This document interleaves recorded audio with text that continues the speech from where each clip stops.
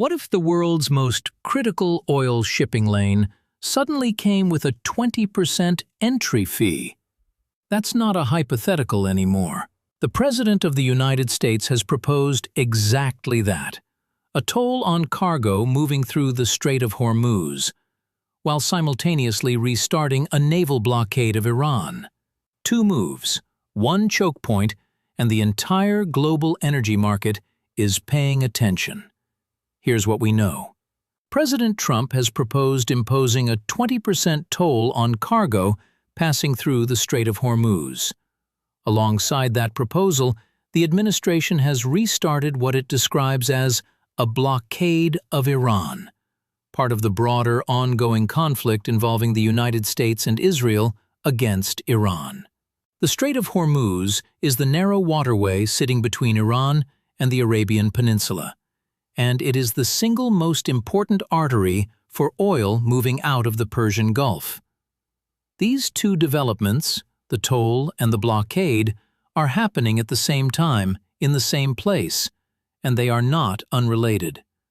Together, they represent a significant escalation in how the United States is choosing to use geography as a lever of economic and military pressure. To understand why this matters so much, you need to understand what the Strait of Hormuz actually is. Picture a bottle. The Persian Gulf is the bottle itself, and the Strait of Hormuz is the neck.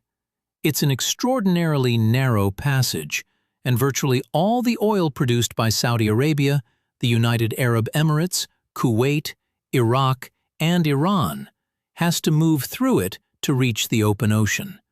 There is no practical alternative for most of that volume.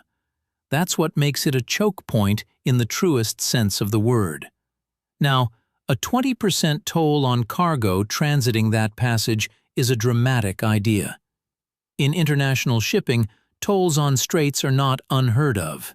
The Suez Canal and the Panama Canal both charge transit fees. But those are man-made canals operated by sovereign nations that constructed them. The Strait of Hormuz is a natural waterway, and international maritime law has long treated it as subject to the right of transit passage, meaning ships of all nations can move through it freely. A toll imposed by the United States, which does not control the strait, would be legally unprecedented and almost certain to be contested. Whether it's a negotiating position, a genuine policy proposal, or something in between, it signals that the administration is willing to rethink the rules of engagement around this waterway entirely. So how would something like this actually work? And what is the blockade doing on top of it? Let's take each one. A naval blockade, in traditional terms, means using military assets to prevent ships from entering or leaving a port or coastline. When applied to Iran, the goal is economic strangulation, cutting off Iran's ability to export oil, which is a primary source of government revenue. Iran has historically used that revenue to fund its military and its network of regional proxies. Restarting a blockade is a direct attempt to choke off that funding. It's coercive economic warfare conducted through maritime force. Now, layer the proposed toll on top of that. If a 20% charge were somehow enforced on cargo moving through Hormuz, the cost ripples outward almost immediately. Shipping companies would face higher operating costs. Those costs would be passed along in freight rates. The oil and cargo loaded onto those ships would arrive at destination ports at a higher price. Refiners, importers, and ultimately consumers at the end of the chain would absorb some portion of that increase. And here's the subtlety that's easy to miss. The toll wouldn't just hit Iranian cargo. It would hit everyone using the strait. Saudi crude, Emirati LNG, Kuwaiti oil, all of it moving through the same neck of the bottle. Disruptions of this kind tend to push up what are called war risk insurance premiums, which are the additional costs shipping companies pay to ensure vessels operating in areas deemed dangerous. When a major choke point becomes a zone of active military and economic pressure, the financial cost of simply moving a tanker through it rises across the board. That's the mechanism: geography, military force, and pricing power, all working together. The impact here operates on several levels simultaneously. The most immediate is energy supply security. A significant portion of the world's daily oil supply moves through the Strait of Hormuz.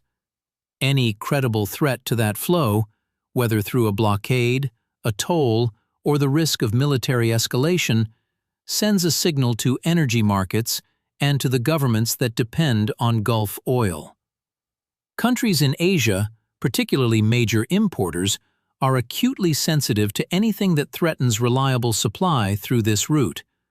They have few alternatives at the scale required. On a geopolitical level, this move deepens the confrontation between the United States and Iran, at a moment when that conflict is already active. The blockade is not a hypothetical. It's described as restarted, meaning it's operational. That creates conditions where miscalculation becomes more dangerous. A naval confrontation in a strait this narrow, this busy, and this economically consequential would have effects well beyond the two parties directly involved. For global shipping more broadly, the uncertainty itself carries a cost.